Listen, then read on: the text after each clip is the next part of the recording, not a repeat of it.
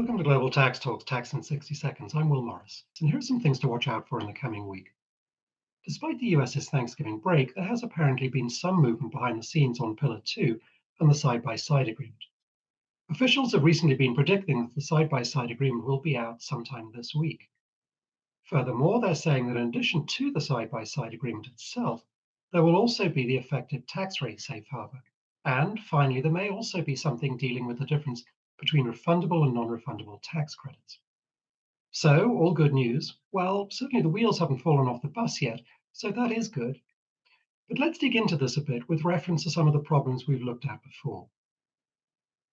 First, how to effectively restrict the side-by-side exclusion to the US.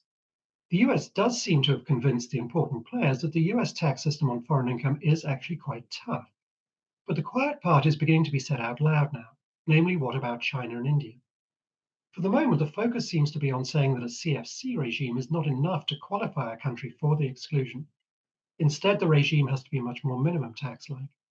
But it is hard to imagine China or India any more than the US being told that they can't qualify with a system that is similar but not identical to Pillar 2.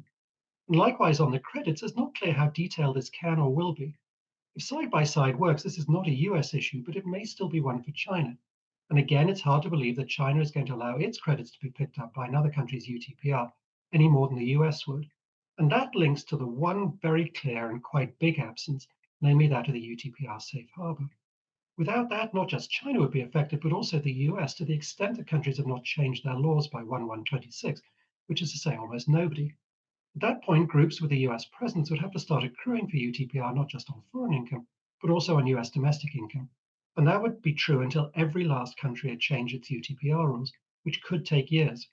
Perhaps there is a clever way around this, and we'll see soon enough, but that could really change the dynamics here.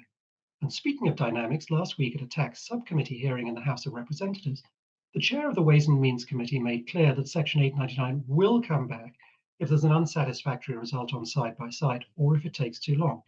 In quotes, the time for action is now for those G7 countries, Jason Smith said, continuing, we have been patient to allow for all negotiating parties to have the space they need to reach agreement, but they must reach agreement soon.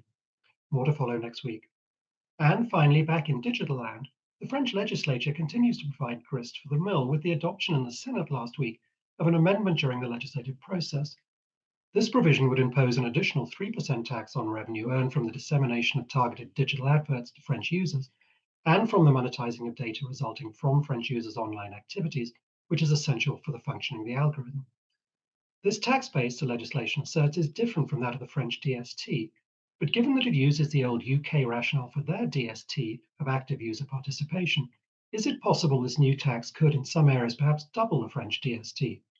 Should this eventually pass, one might imagine a robust US response. Anyway, thanks for joining me. This could be a big week, so come back next time so that you stay global tax ready.